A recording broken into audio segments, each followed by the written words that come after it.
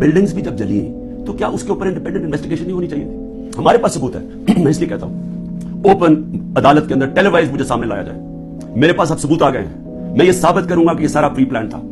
ये मुझे जिस तरह वहां से उठाया है ये भी प्री प्लान था, ताकि एक इश्तियाल मिले। और उसके बाद फिर जो लोगों का रिएक्शन आया उसका फायदा उठाते हुए पार्टी को क्रश करने की कोशिश की गई, क्योंकि पार्टी दब नहीं रही थी। जब से मुझे हटाया कोशिश कर रहे हैं 25 पे, कोई बगर क्राउड है, मारो डंडे मारो, ये डर के पीछे हट जाएगी, वो पार्टी ऊपर ही आती गई। बाय इलेक्शन 30-37 में से जीत गई, ओपिनियन पोल पे और ऊपर चली गई। राजनपुर का इलेक्शन में पूरा जोर लगाया, 40,000 से गवर्नर कैंडिडेट हार गया।